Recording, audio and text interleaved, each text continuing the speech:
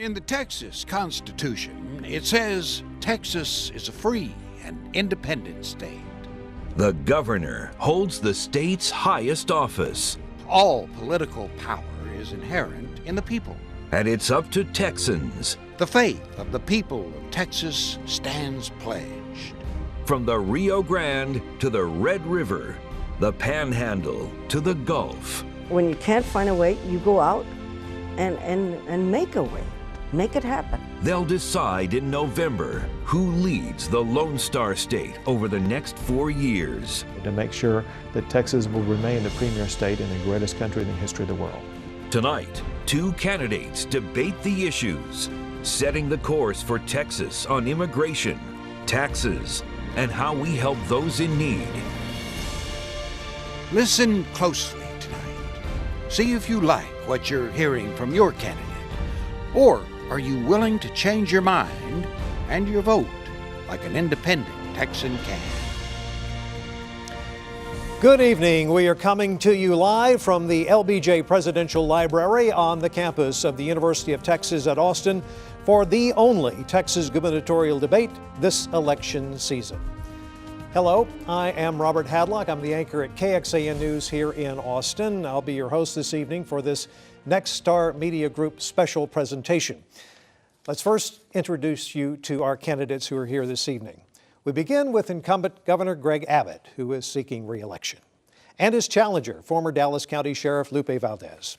Before we get started, we first want to let you know that this debate will be seen on air and online in every Nexstar Media Group market, covering the great state of Texas, from El Paso all the way to Texarkana. And we also have broadcast partners tonight airing this debate in Dallas, Fort Worth, San Antonio, and Houston.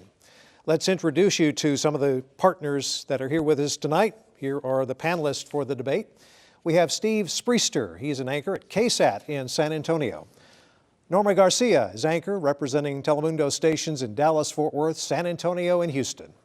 Julie Fine is a political reporter at NBC5 in Dallas, Fort Worth. And Andy Sirota, anchor and political reporter at KPRC in Houston.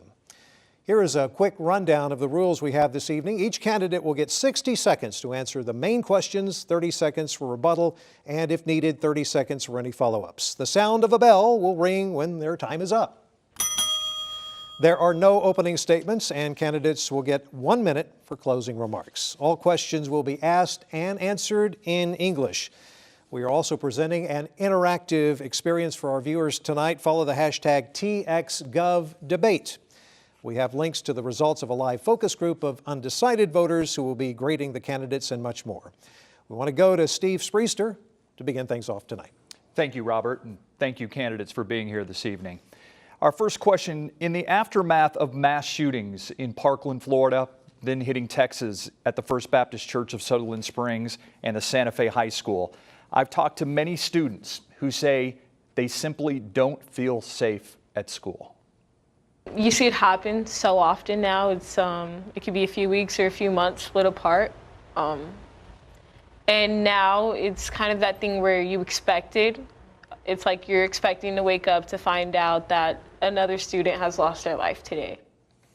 In the wake of shootings in Texas and in Florida, Colorado, and Connecticut, we have heard politicians talk, but it seems few changes have been made. Before we get into details on how each of you would deal with this issue, I want to ask a question about arming teachers, and this is a simple show of hands. We're going to allow you to answer this question more thoroughly, but by a show of hands, raise your hand if you are for arming teachers in Texas schools. Thank you. Governor Abbott, you raised your hand. Explain why you are in favor of arming Texas teachers. Happy to, Steve. But first, if you don't mind, let me thank Nexstar for broadcasting this debate across the entire state of Texas. I want to say thank you to the University of Texas LBJ School for hosting this, and also want to thank Sheriff Valdez for participating in this. Listen, the reason why I support arming teachers is because it was one of the proposals that came out of the 3 days of roundtables that I conducted. Remember this, in the immediate aftermath of the shooting that took place in Santa Fe, I went to the school in Santa Fe. I hugged those kids. I talked to the parents and the teachers And then we had these roundtables to talk about very meaningful solutions, saying that never again should we allow this to happen because schools are a place to learn, not a place for fear. And so in the aftermath of the 3 days of roundtables, we had multiple solutions, one of which was to give the choice to schools to arm people on the school, not necessarily teachers, but it could be a coach, it could be an administrator, it could be a staff member, does not have to be a teacher, which is very, very important. It's not the state mandating that teachers be armed, but allowing schools at their choice. Thank you, Governor. Thank you. Sheriff Valdez, you did not raise your hand on this issue. Why are you not in favor of arming Texas teachers? You know, every parent should have the right, and child should have the right to go to school and learn and come home safely. Teachers are understaffed, underpaid, under-resourced, and yet they continually do service to our community. Now, I've forgotten the first thing that I should have done is thank you all, and I will go back and thank you all because it's important to thank the hosts, the people watching, the people behind the scenes, the library, and of course the governor. But I will continue to say teachers should be teaching, not being armed and being the defense. I do believe that there should be some defense there, but teachers are not the ones. If they wanted to be armed, they should have gone to the military. But teaching, we continually fortify our schools, but we won't invest in education. We want to arm our teachers, but we won't pay them as the professionals that they are. I believe they should be there to teach and take care of the children as they're doing now. All right. Thank you, Sheriff.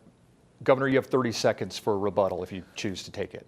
I want to elaborate more on the conclusions that came out of the roundtables that I hosted, because there were more strategies other than just allowing officials at school to be armed. The main thing that came out was, for one, we have to enforce current law. Number two, the state must provide better mental health resources for students at school, for people in our state. And then the last thing is we got to make sure that we provide alternatives in our school for them to be more secure. Some schools want to have metal detectors, other schools want to have other strategies. We need to give schools the strategies they choose to make sure their students are safe. Sheriff Valdez, you have 30 seconds. Yeah, and I agree with him. We do need to spend more on mental health resources. But I did talk to the students also. As a matter of fact, there's some of them downstairs right now. And they said nothing about arming teachers. They're more concerned about the adults listening to them. They're literally marching in the street, asking the adults to make decent decisions. We are the adults. They shouldn't be begging us to do the right thing. We need to take the step and do the right thing. Thank you, Sheriff. Governor Abbott, a follow-up question. You directed the legislature to look at expanding the red flag laws for mental health issues or suspicion of mental health issues. If this expanded red flag bill comes to your desk, will you sign it? You have 30 seconds. Well, listen, concerns have been raised about red flag laws, about it taking or compromising Second Amendment rights without due process. And that obviously would be a serious legal problem. And so if that were the way that the law looked, that's something that I could not support. What I do support, Steve, however, are the strategies that came out of the roundtables. Very importantly, you don't want to come up with these things off the cuff.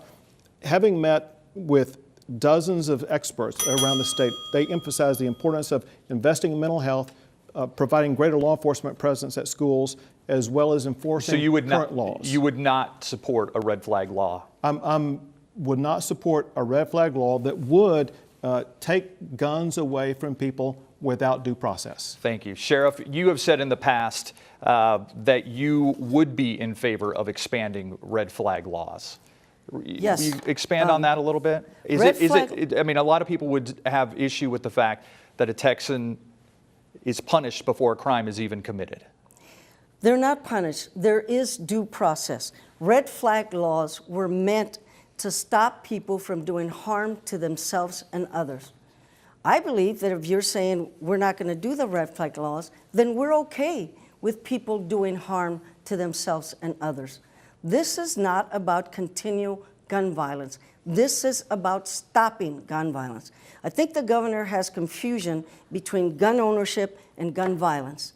There is a difference with people who own guns and act appropriately and people who don't. Thank you, Sheriff. Norma Garcia has our next question. Thank you, Steve. Since 2001, the Texas DREAM Act has allowed college students in Texas to receive in-state tuition and grants regardless of immigration status. For the last 2 sessions, there has been an effort to repeal this law, but so far it has failed.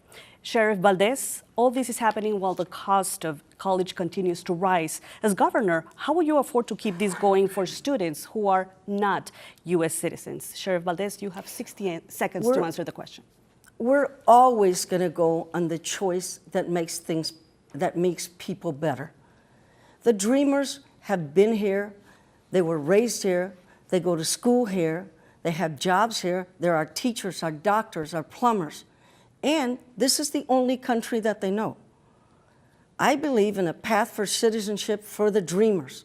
Therefore, we need to prepare them to be here and be educated. Public education is an equalizer. All the way up to college, it's an equalizer. And we need to be able to give them the opportunities that they need so they can go on being an asset to the community. They are currently employers, and they continue to benefit the community, and we need to make sure that they get the best that they can in order to be productive in the community. Governor, in 2014, you told the Texas Tribune that you would not veto a repeal of the Texas DREAM Act. Is that still the case? Why or why not? Norman, let me explain, and that is the legislators who passed that DREAM Act, they had a noble cause behind what they were seeking to do, but there was a flaw in the structure in the law that passed. The law that passed said that these students who received in-state tuition had to demonstrate that they were on a pathway toward achieving legal status. However, there is no apparatus in the law to make sure that that, in fact, is being done.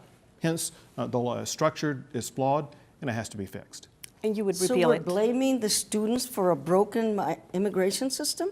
That's what we're doing. We're blaming the students because they can't go through a decent immigration system, so we continue to blame them. Governor, would you like to respond? You have 30 seconds. The important thing that we do in the state of Texas is our job first is to make sure we educate Texas students.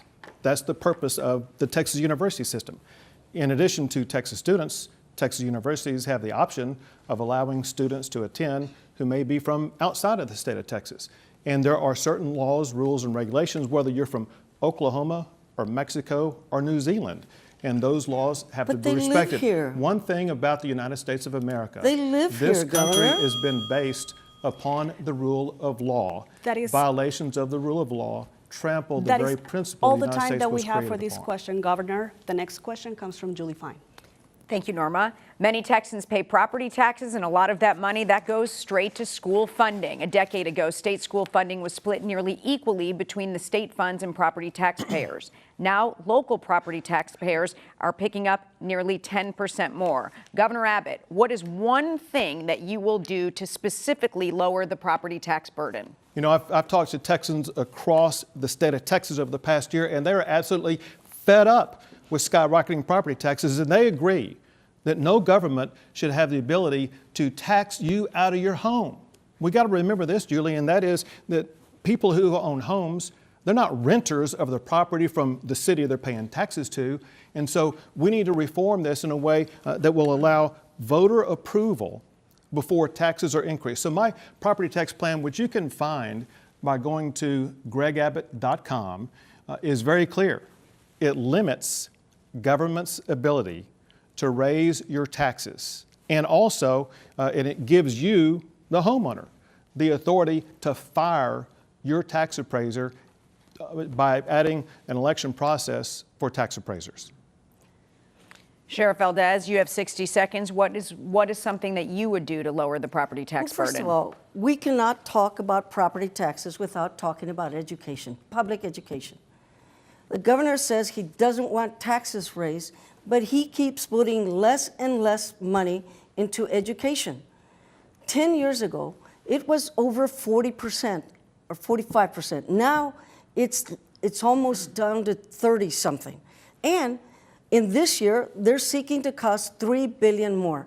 I think it's funny how he says they can't raise taxes, but they pat themselves on the back and wink because they're pushing the burden down to the local communities. Every time they put less funds into education, the local community has to take up the slack. So therefore, they have to raise property taxes, homeowner taxes. It doesn't make sense to me that you keep pushing the burden down, but yet you won't allow them to do anything. The state needs to pay its fair share. Governor Abbott, you have 30 seconds. Cities and counties don't provide education, but they do raise your property taxes. They have the ability to raise your property taxes by 8% a year. You, the people at home, do you have the ability to give yourself an 8% raise every year? I don't think so. That's what cities and counties do. I want to limit the ability of cities and counties from being able to increase property taxes above 2.5% per year. The two most expensive things for property taxes are public education and health care. If you keep putting less money into this, they have to do something. They don't want to ignore their folks. They have to do something. So you're pushing the load on them and therefore bringing up the property taxes. The state needs to pay its fair share and quit dumping on the local community. Quick follow-up here. You both talk about what you'd like to do to lower the burden. However, how do you get the legislature on board? Last session, they could not agree on a property tax cap. One thing that I know I've experienced, that I know every legislator running for office this cycle has experienced, and that is they get complaints from homeowners across the state, and they're going to be coming back into a session knowing they have to do something about property taxes. The good thing about my property tax reform is that it reduces the Robin Hood reallocation of money, which goes directly to helping our schools. Sheriff, you have 15 seconds as well. It's still the same thing. You can't say it's their fault when you keep putting the load on them. We continually cut education funds, and yet they have to do something to keep educating the families there. If I could add, one thing that's clear, you both I'm have the 10 only seconds, candidate both on of you. stage tonight that's articulated a plan to cut your property taxes. Sheriff, you have 10 seconds to I'm respond. the only candidate on the stage who knows that that's not correct. You need to make sure to have the state pay its fair share. Next question, Andy Sirota. Julie, thank you. We asked viewers and voters to send us their questions for the candidates. This one is via Twitter. It's from Edith DS. She's asking, what can we do to better prepare for disasters like Hurricane Harvey? We were wondering that same thing. A year has passed since Harvey, yet many people from Beaumont to Rockport filed for assistance with FEMA, but there are families all across Southeast Texas right now who are still struggling to rebuild. According to recently released research, 1 in 5 residents in the 24-county area experienced severe damage to their home, and 8% remain displaced from their pre-Harvey home. When the Texas legislature convenes in January, as governor, will you tap the state's $11.9 billion rainy day fund? This is the largest rainy day fund in the country. Would you tap that in order to help Texans who are still struggling from the effects of Harvey? Sheriff Valdez, let's start with you. You have 60 seconds. Hasta la pregunta es necia. Even the question is ridiculous. First of all, my condolences go out to the families who are still struggling and suffering. When I visited Beaumont, Rockport, Houston, and all those areas, the families were still struggling to put their life together. A police officer or law enforcement, anytime there's a cry for help, they rush to the scene and do something about it. When the leaders of all of these areas call the governor and ask for help, his immediate response was, stop complaining, fill out the forms. And yet, we have a rainy day fund. He calls a special session for bathrooms, but does not call a special session when people are dying. The rainy day fund is the biggest savings account in the United States. Governor, it rained. Sheriff Valdez, thank you. Governor, you have 60 seconds to answer the question. I've made almost 70 trips to hug and to help Texans who were affected by Hurricane Harvey. Understand this, when a disaster is declared, the governor has the authority to spend state money without having to call a special session to tap the rainy day fund. For example, we have and we are providing hundreds upon hundreds of millions of dollars to cities, counties, and schools, all of which will be repaid from the rainy day fund in the next session. But on top of that, the governor has the responsibility to negotiate with the federal government for federal disaster aid. I negotiated $30 billion to help rebuild Texas. That is more disaster aid fund than the state has received in response to a disaster in the history of the state of Texas. We have been able to amass the resources to ensure that we're going to be able to not just rebuild, but to rebuild Texas better than before Hurricane Harvey struck. So you're saying you will not tap the rainy day fund? To the contrary. Next legislative session? No, to the contrary, to be clear what I just said, we've already spent money from the state budget that will be required to be drawn down from the rainy day fund. In a time of disaster, the governor has the authority to advance spend that money. So money has already been spent that will be required to be repaid from the rainy day fund.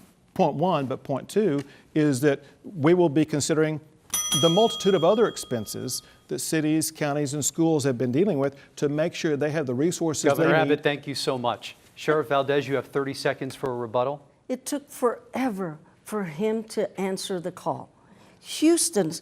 Texans themselves went from all parts of Texas to try and help before he actually did something. As I said, law enforcement rushes to the scene when something is going wrong. We need a governor that's going to do the same thing, not just tell people to fill the paperwork. Governor Abbott, you have 30 seconds for a rebuttal. People watching on TV will remember this time a year ago. On a daily basis, I was on TV screens talking to you from the scene of what was going on.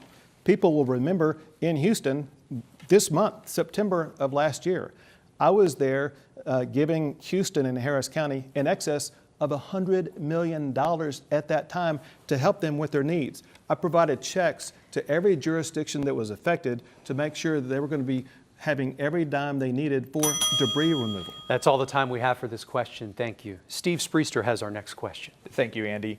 For this next question, we're going to start with Governor Abbott.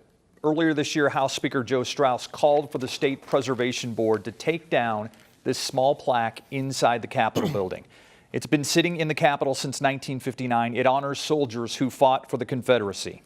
This plaque says the Civil War was not a rebellion and the underlying cause was not slavery. Nearly every historian in the country says that is wrong.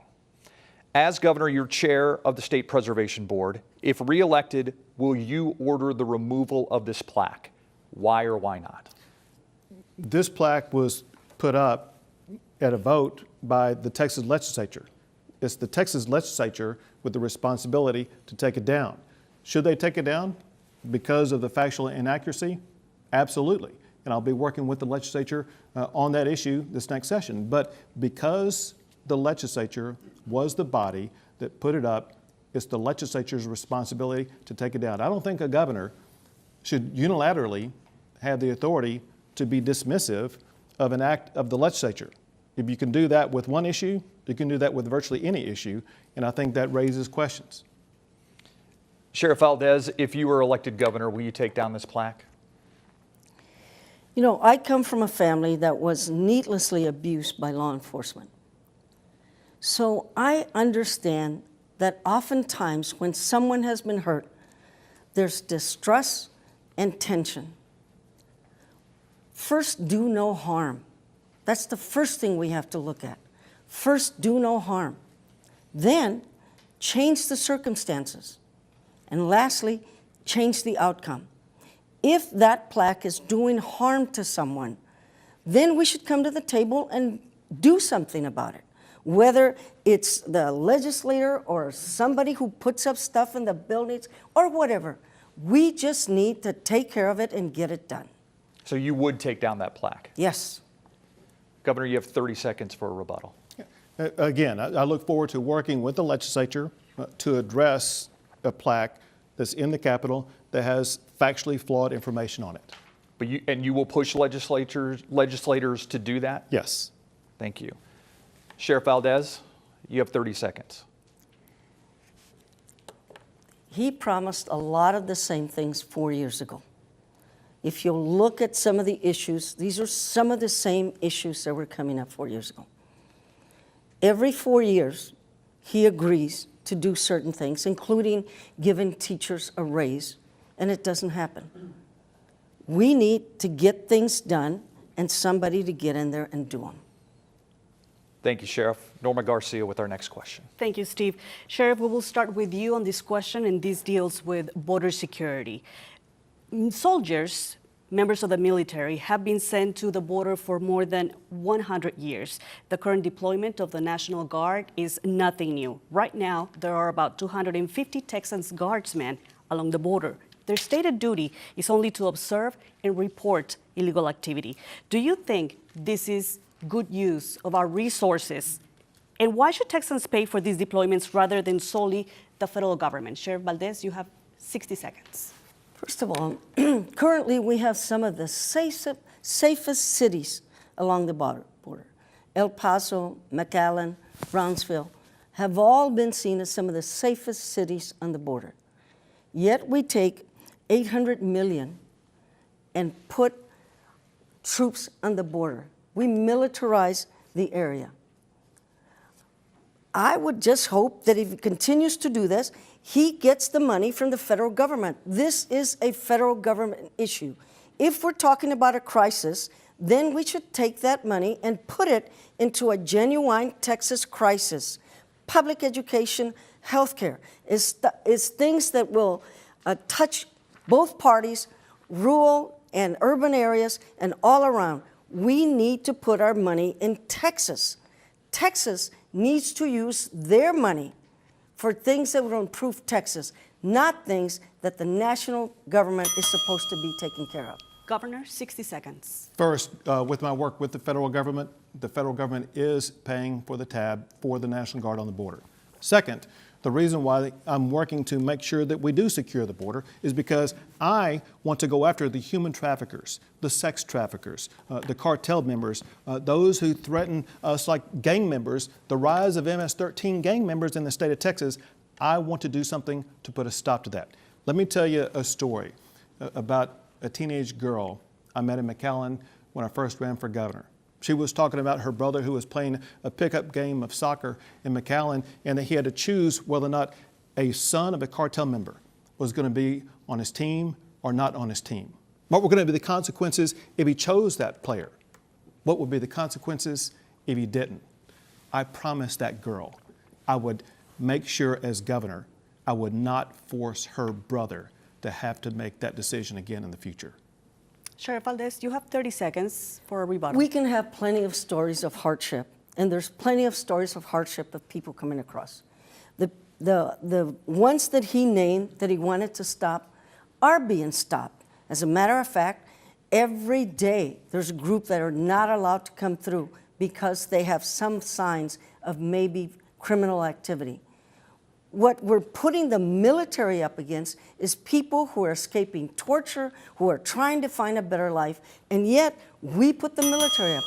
Are the gunboats going to start shooting the families that are coming across? Thank you, Sheriff. Governor, you have 30 seconds. It's not being done. That's why I was in McAllen 2 weeks ago announcing the opening of a new Texas anti-gang center in McAllen where the federal, state, and local officials work collaboratively together to go after these gangs. That's on top of ones that we've opened in Houston and around the state, and I announced a proposal to open 2 more anti-gang centers, one in Tyler, one in Waco, because gang activity, including MS-13 activity, is spreading across the state, and I'm the only person running for governor who will do anything about it. And if they are coming across the state, it's because you've been in office for the last 4 years. They're coming across now because you let them in. That is all the time we have for that question. Thank you. Julie, you're next. You can build roads through tolls and taxes, and we need new roads to handle all of the new people coming to Texas. Governor, this question is to you first. Almost a year ago, you told TxDOT to remove all toll roads from their future planning. With the state growing the way it is, how do you propose paying for roads without tolls? I'm very proud, Julie, of what we've done during my tenure in office, because I made a commitment to voters 4 years ago that we would build roads without raising taxes, fees, tolls, or debt. And what we've done is, through special allocations that we made, we have been able to dedicate $7.5 billion a year for 10 years. That's $75 billion to build roads in this state without raising taxes, fees, tolls, or debt. Texas now has the largest road building fund that's ever existed that I know of by any state in the United States of America without having to use taxes, fees, tolls, or debts to build roads. There are so many roads being built. If you drove down here from Dallas for this, you passed dozens of construction projects on I-35. The best business to be in today is the orange cone business, because we have so many roads being built across the state of Texas. Sheriff Valdez, you've said you're not in favor of toll roads. How do you plan on paying for needed roads in Texas? As he mentioned, we need to use the taxes that we're collecting right now for those purposes. We need to use the gasoline tax, the license tax, all of these that we had agreed to use for roads and other things. Yet that's not what they're being used for. We need to have our priorities and actually use the money that we've collected for the reason that we said we're going to collect it. And we need to use that for better highways instead of toll roads. Governor, you have 30 seconds. Well, we actually are aggregating all of those taxes, and we directed from the oil and gas severance tax and from sales tax. We dedicated revenue to make sure that this wouldn't be a 2-year deal, but to make sure it would be a decade-long deal, if not longer, to make sure that we're going to be building roads that accommodate growth. Julie, I got to tell you this. I talk to CEOs across the country that are moving their companies here from other states. They tell me one reason why they're moving to Texas, Texas has such a superior transportation infrastructure. Governor, thank you. Sheriff, you have 30 seconds. But they also need schools. And I have to go back to the fact that the state needs to pay its fair share for public education. All those people who come here, the job's main interest is employees, and they want a healthy and educated workforce. We need to start putting our funds into the future of Texas and putting more funds into public education and health care. We're going to stop you both there, and we're moving on to the next question with Andy Sirota. Julie, thank you. While the images of flooding are what most will remember for years to come, Hurricane Harvey's winds also tore through many coastal communities. That's where the Texas Windstorm Insurance Association, or TWIA, is supposed to step in. For hundreds of thousands of property owners in Texas, TWIA is their only option for windstorm insurance. So for nearly a year now, the KPRC Channel 2 investigative team has been examining TWIA's post-Harvey performance.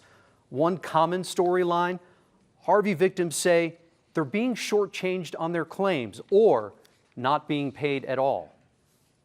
I have been given $65,000 now, but I'm at a halfway point. Since the governor appoints the insurance commissioner in Texas and that person appoints TWIA's board of directors, what will you do to make sure that homeowners are fairly compensated? And would you insist the state attorney general investigate TWIA? Sheriff Valdez, you have 60 seconds. Let's start with you. Well, first of all, we need to seriously take care of the insurance problem. A week before Harvey, our governor signed a law to give insurance more time to discuss whether they would pay or not. And then when Harvey happened, he wouldn't delay the enforcement of that law. And all these people were crying to the insurance, were calling out to the insurance to do something about it. We need to stop the pay-to-play appointments. And we all know about the whisper campaign of pay-to-play. We need to appoint people who will actually have the people's and the business aspect in mind, not just one side. We need to stop appointing people that donate to us, that take care of us, and our friends and family. We need to appoint people to these boards that actually work in that area. So would you insist that the state attorney general investigate TWIA based on what you just told us? I'm going to do whatever I can to make sure that Texans get the better deal. Governor Abbott, you have 60 seconds to answer the question. One, I as governor expect TWIA to fully pay every Valley claim, period. Two, if there's any delay in the payment of a claim, yes, I would expect the Attorney General to investigate. Three, I talked to the insurance commissioner about 6 months ago to make sure that TWIA claims were being paid quick enough. He showed me records at that time that as of that time, more than 95% of TWIA claims have been resolved. But let me make one last point, and that is there's an issue right now about TWIA insurance rates going up. I am against the increase of TWIA insurance rates. I've talked to people like the mayor of Fulton, Jimmy Kendrick, small business owners up and down the coastal bend. They cannot afford an increase in the TWIA insurance rate, and as governor, I'm working to make sure the TWIA insurance will not be increased. Governor Abbott, thank you. Sheriff Valdez, you have 30 seconds for a rebuttal. It still comes down to the same thing. 4 years ago, he'd made more or less the same promises, and we still haven't seen it done. You need to appoint people to boards that know what the business is, not just the people that are donating to you. We need to make sure that Texas is taken care of first before we take care of the others. Governor Abbott, 30 seconds for a rebuttal. This is a classic example of what I look for in appointments. The person that I appointed to be in charge of the Insurance Commission is a lawyer who formerly specialized in insurance law, is a former state judge. And so this is a man who knows the subject area extremely well and is very competent. When I make appointments, I look for the best qualified person, someone who brings experience to the table, who will achieve the mission of making Texas better, period. So you're saying that if they donate to you, it doesn't matter? I could care less if anyone donates to me. My job is to make sure the state of Texas is run well. Thank you and I'm both. going to make sure I do that. Thank you so much. We're hoping you're enjoying tonight's debate wherever you're watching in the entire state of Texas. And a reminder, you can follow #TXGovDebate on Twitter. You'll find links to a live focus group we're conducting right now. They're grading the candidates' performances. You'll also find supplemental information for all of our questions that we're asking here tonight. And now back to Steve Streeser, who will be asking the first of our individual questions of each candidate. Steve? Thank you, Robert. Governor Abbott, you called a special session in 2017. One of the items on the agenda was the legislation regarding bathroom privacy, which requires public school students to use the bathrooms based on their birth sex. There have been a number of issues raised with the measure, from business leaders worried about boycotts in the Texas economy to Joe Strauss, the Speaker of the House, worried about personal costs of this bill, saying, quote, "I don't want the suicide of a single Texan on my hands," end quote. Tonight, are you willing to say that if a bathroom bill lands on your desk next legislative session, that you will or won't sign it? Here's what I want to be very clear about, because over the course of the past year, I've charted an agenda that will completely transform the state of Texas. And let me tell you the items that are on that agenda. It is to cut property taxes in Texas. It is to create more jobs. It is to cut regulations. It is to make our communities safer by arresting these very dangerous gang members. It is by making our schools safer, by getting rid of gun violence in schools. It is by ensuring that we make our state better, by helping our veterans who fought for our freedom, by giving them the economic opportunity they need and the health care they deserve, as well as making sure the state of Texas does everything we can to take care of the victims of Hurricane Harvey. That is going to be my agenda this coming session, period. The bathroom bill, if it comes to your desk, is not one of those priorities that I heard you mention. It's not on my agenda. Will you sign it if it comes to your desk? Well, I don't sign hypothetical bills. All I can tell you is what my agenda is, which I did, and what I'm going to be focused on during the session. Thank you, Governor. Sheriff Valdez, you have 30 seconds in rebuttal. You know, he listed gang members and several other things, and I'm almost wondering, does that mean that transgenders are gang members? Because that's what he was going after. There is a continual fear-mongering, and I don't believe in laws that start out with fear. We need to stop the fear-mongering in our laws and get down to what really matters to all Texans, to have an equality life, to have an equal and fair and opportunity in this state, instead of just dealing with people that you don't agree with. Thank you, Sheriff. Governor Abbott, you have 30 seconds. One thing I know from talking to Texans all the way from Amarillo down to Brownsville, from Texarkana out to El Paso, all Texans want to make sure that they and their families are safe. One reason why I talk about safety tonight is because I talk about safety every day. That's the reason why law enforcement officials across the state of Texas have endorsed me, because the law enforcement officials know I am the governor who will work with law enforcement to keep Texans safe. Okay, I got to answer that one. I'll give you 15 seconds. We have a lot of questions we want to get to still. You know, they did endorse him. When I took over the sheriff's department, I made a lot of changes. I took on the good old boys and I made a lot of changes. And not everybody was happy. And yes, they have a habit of endorsing the incumbent. But the governor holds the purse, and he holds it with a vengeance. I personally know about that. So why wouldn't they endorse him? All right, thank you. Julie Fine with our next question. Sheriff Valdez, you've now paid your property taxes, but up until just a few months ago, you owed $12,000 in back taxes on 7 different properties that you own. Should Texans be concerned about you managing state finances? Not at all. I did what the average Texan does. Never was delinquent, but I made it in payments. I made decisions, as all Texans have to do. Do I pay this bill, that bill, or do I just extend the payments? That's exactly what I did. I extended the payments, which is what a lot of Texans would do. Never became delinquent. Let's get that very clear. Never became delinquent, but I also chose to not raise the rent of my renters so that I could just make it out in payments. Governor Abbott. I've always paid my property taxes on time. As a governor, I've ensured the state of Texas pays its bills on time. I balance a very conservative budget to make sure that we live within our means so that Texas will retain the high AAA rating that we have. Sheriff, would you like to add anything? I paid my taxes just like every other Texan. And a lot of us have to do it in payments. That's exactly what I did.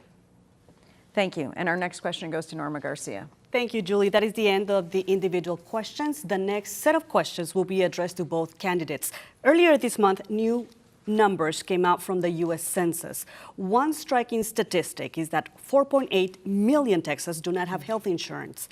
And the Kaiser Foundation says that 2/3 of Texans believe the state is not doing enough to get people insured. Please state one thing you will do if elected that will help more Texans get health insurance. Governor. First, 60 seconds. Sure, Norma. Very importantly, we need to understand the success that we have had. Over the past 4 years, the uninsured rate among Texans has dropped 22%. The uninsured rate among Texas children has dropped 23%.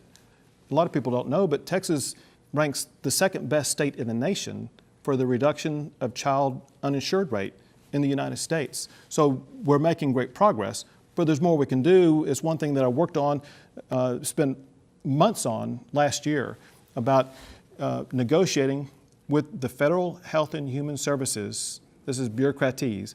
It's for what's called an 1115 waiver. This 1115 waiver made sure that through the Medicaid system, Texas was going to be providing greater access to Medicaid in the unique ways Texas needs. One problem with Medicaid across the board is it's a one-size-fits-all approach, and Texas doesn't fit the approach that may work for Kansas. By getting that waiver, I was able to craft an approach to ensure and cover more people in the state of Texas. Thank you, Governor. Sheriff Valdez, 60 seconds. 1 in 6 Texans do not have health insurance. We're the highest uninsured state in the United States. Yet, Texas leads the attack on pre-existing conditions. By the way, a pre-existing condition is that you're female and can get pregnant. So now you're being singled out because you're female. We're leaving over $10 billion a year on the table by not accepting the Medicaid extension. Yes, he put in a system, and the system, there was no accountability, there was no measurement, and as you saw time and time in the media, it was profit over pain and all those things. You put your friends in an organization, they make a lot of money, and the vulnerable suffer. We need to accept the Medicaid expansion, and we need to invest in rural communities that have become a medical desert. Governor Abbott, will you stop your attack on pre-existing conditions? You have 30 seconds to answer, Governor. First, on pre-existing conditions, let me be very clear to the people of Texas. Under no circumstances will you lose coverage for pre-existing conditions, period. If the ACA is repealed, for one, Congress has already made clear, emphatically, that they will make sure pre-existing conditions are covered. Second, I, as governor, will work to make sure pre-existing conditions in Texas will be covered. Separate from that, with regard to Medicaid expansion, understand this, and that is, if Texas, can I answer? Were to expand Medicaid the way she's talking about, it would put Texas taxpayers on the hook for billions of dollars more every single year out of their pocketbooks. It's just a certain percentage, and we're already paying that. It's called emergency hospital rooms. We're already doing that. So why don't we do it and accept over 1 million people on health care? Governor, you have quickly 10 seconds for a rebuttal on that. She wants to make a deal with the federal government that's $21 trillion in debt. That government will not be able to continue to match what they're doing right now. She's willing to write a blank check to the federal government that I will not write. We are out of time. We are out of time on that question. Norman, thank Andy, you. you are next. Thank you. We've got another question from Twitter tonight. This is from UFC Titan fans. He wants to know, what's your stance on marijuana legalization? Right now in Texas, only the sale of a specific cannabis oil for intractable epilepsy is legal. Sheriff Valdez, are you in favor of expanding the use of medical and recreational marijuana in Texas? You have 60 seconds. I'm in favor of expanding medical marijuana. Alcohol has no medical benefits, yet it's taxed and fined. We know that medical marijuana has some health benefits. Why can't we tax and fine those also? And as far as recreational marijuana, I think it's up to the people. The people need to decide whether that's going to be in Texas or not. I think every other state has let the people decide. We should do the same thing. Let the people decide whether we should accept other than medical marijuana. Governor Abbott, you have 60 seconds. Parents with children who have epilepsy approached me a couple of sessions ago about the possibility of what's called CBD oil for their children. I was moved by what they had to say. I agreed with them, and I'm the governor who signed into law the legalization of CBD oil. More recently, I've had discussions with veterans as well as parents of autistic children and others who make a very strong, compelling case about legalization of medical marijuana. I have seen, however, in other states that authorize that, abuses take place that raise concerns. So I'm still not convinced yet. However, one thing I don't want to see is jails stockpiled with people who have possession of small amount of marijuana. What I would be open to talking to the legislature about would be reducing the penalty for possession of 2 ounces or less from a Class B misdemeanor to a Class C misdemeanor. Sheriff Valdez, you have 30 seconds for a rebuttal. We agree on something. I believe in decriminalizing marijuana. And I honestly believe that often we have more in common than we have differences. And speaking of veterans, you know, I've heard plenty of doctors say they would much rather give the veterans, the mentally ill, others, marijuana than give them opioids, which are now legal. You can write a prescription for opioids and therefore have more problems with the people you prescribe that to than the medical marijuana. Governor Abbott, 30 seconds for a rebuttal. Again, we want to make sure that if this is done, it's going to have controls on it so abuses don't take place. We need to observe what's going on in other states. I do agree that we need to take all steps possible to make sure that we reduce opioid abuse. Thank you both for your answers. Steve Spriester has our next question. Thank you, Andy.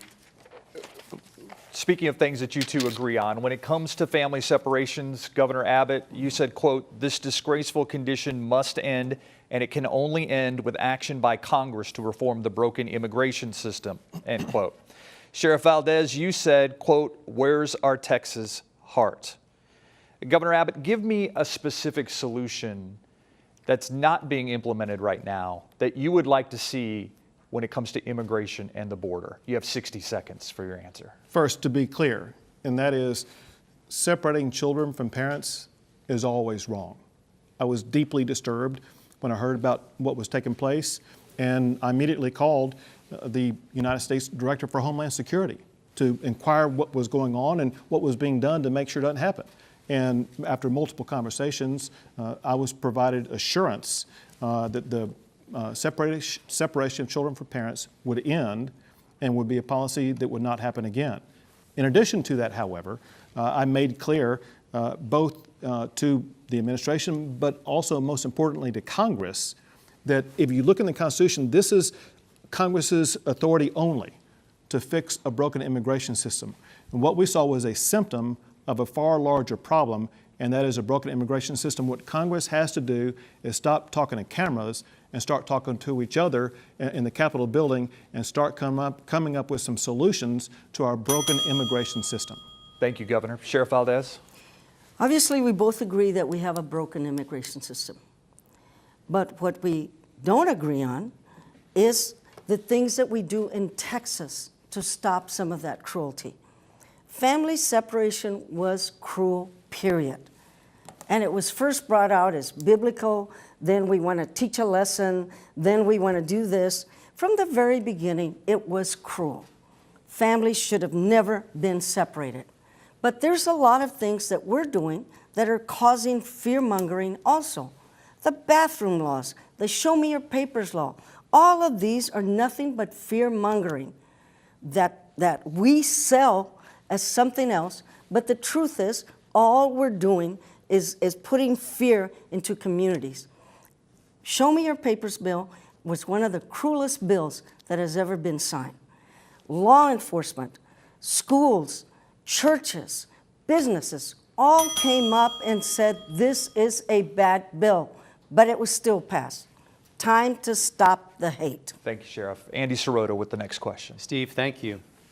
We've asked a lot of tough questions tonight, so we want to give voters a chance to get to know more about each of you on a personal level. You both came from different backgrounds, but your parents raised you as Texans. Can you share and describe a personal moment in your life where you felt Texas proud? Governor, you have 30 seconds.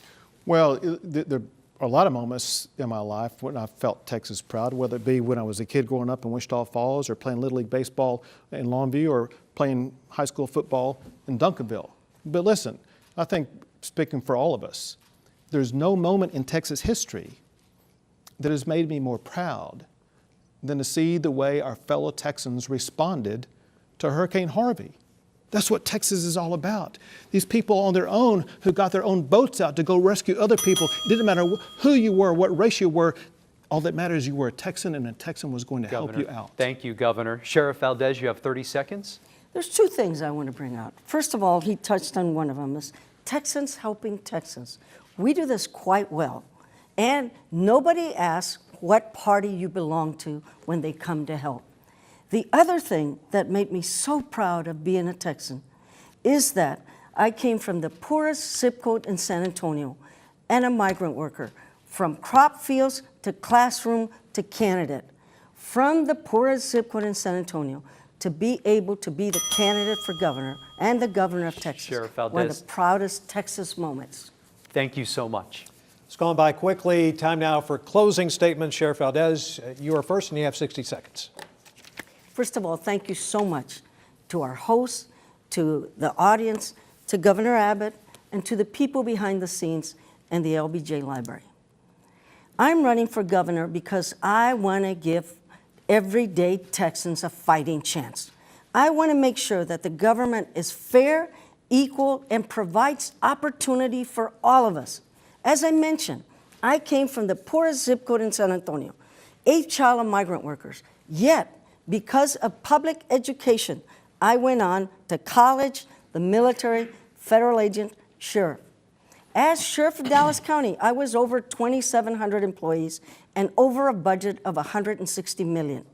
I took on the good old boy system, and with common sense, compassion, and working with a lot of folks, we made that agency into a model department. Opportunity in Texas should be as big as the Texas sky, and I want to bring that to Texas. So I humbly ask for your vote.